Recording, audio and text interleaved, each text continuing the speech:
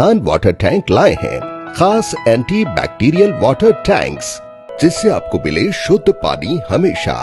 Adnan water tank, safe and healthy water storage solution. YSR Congress Party Rajendra Nagar contested MLA व साबिका state minority president Syed Mushtaba Ahmed ने media से बात करते हुए केसीआर पर तनकीद का निशाना किया है। कहा कि केसीआर के झूठे वादों का क्या हुआ। 12% रिजर्वेशन और साल में 1 लाख नौकरी देने का वादा किया गया था, लेकिन तेलंगाना के वज़ीर आला के चंद्रशेखर राव सिर्फ हथेली में जन्नत दिखाकर झूठे वादे कर रहे हैं। देखिए सैयद मुश्तबा का क्या कहना है। अस्सलामु अलैकुम वरहमतुल्लाहि वबरकातुहू। मेरा नाम सैयद मुश्तबा अहमद, मैं राजेंद्र नगर कॉन्टेस्टेड एमएलए 2014 में और वाईएसआर कांग्रेस पार्टी का स्टेट माइनॉरिटी प्रेसिडेंट रहा था। अब ये पार्टी में मैं कुछ भी नहीं हूँ, एक सीनियर लीडर हूँ मैं। और अब ये हम लोग 15 तारीख से करने वाले हैं। ये रिले निराहारा दीक्षा क्या वजह से करना है, ये हमारे शर्मिला मैडम खम्मम में दयास पे उन्होंने बताए, क्योंकि नोटिफिकेशन बच्चों को नौकरियों के नोटिफिकेशन अभी तक आके 7 साल हो गया। तेलंगाना गवर्नमेंट अभी तक नोटिफिकेशन नहीं आया और बच्चे हैं ना ख़ुदकशी कर ले रहे हैं बच्चे।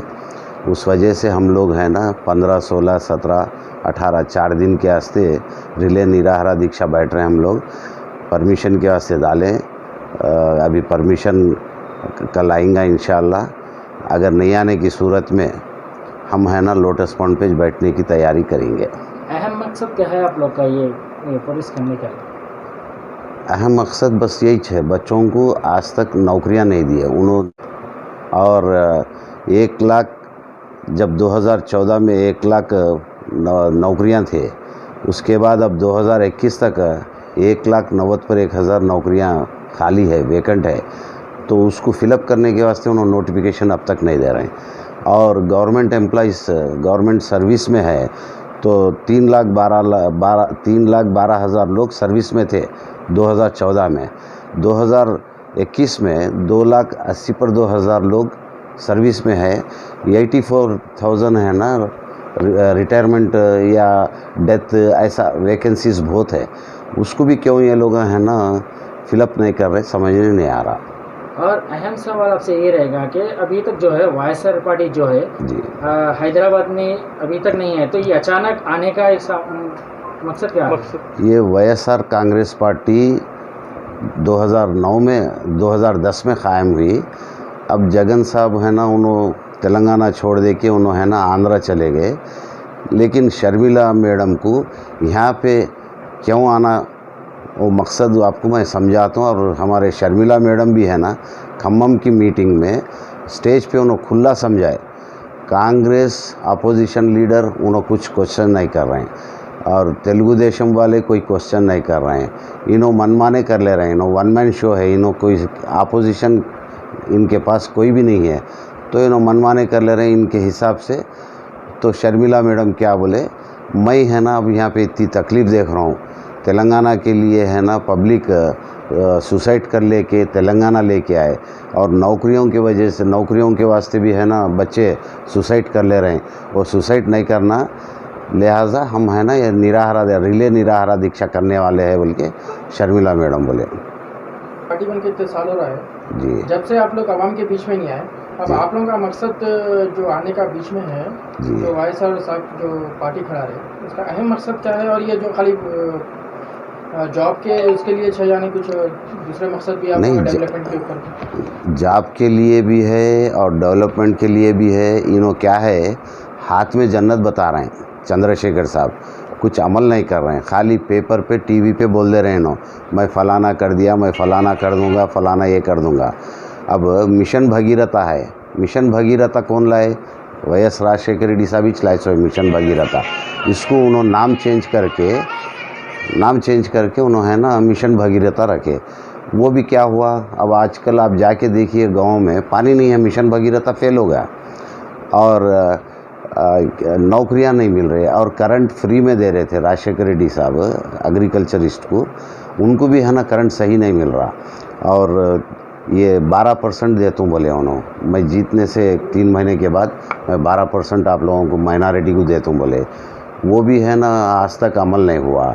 हम जाके पूछे तो उन्होंने बोल रहे हैं मैं बोला था क्या, मैं आप लोगों के बाव को बोलता हूँ बोल रहे हैं।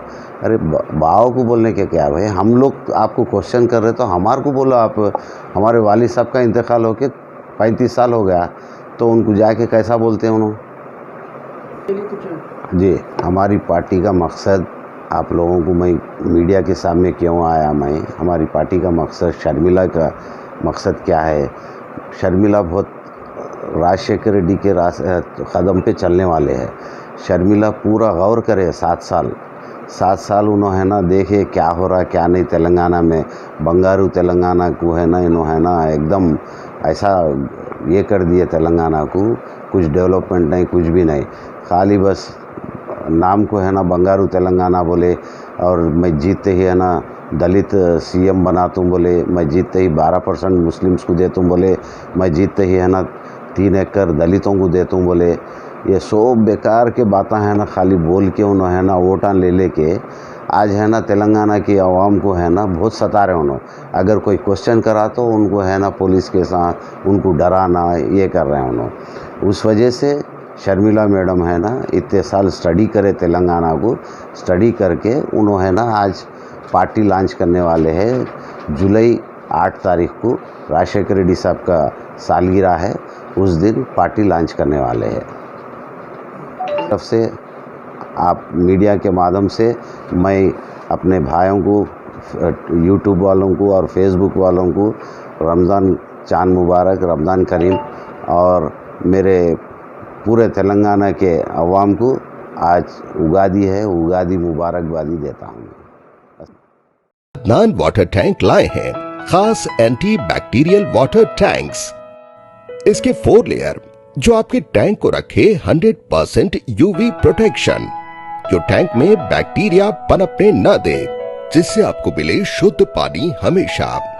अदनान वाटर टैंक पानी को रखता है सेफ और हेल्दी हर मौसम में। अदनान वाटर टैंक्स ने प्रदूषण और जरासीम से पानी को बचाने के लिए थ्रेडिंग लॉक लिड सिस्टम की शुरुआत की है।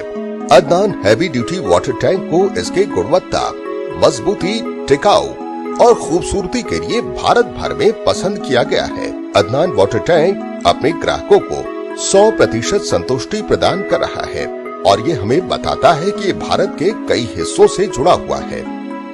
Adnan water tank, safe and healthy water storage solution.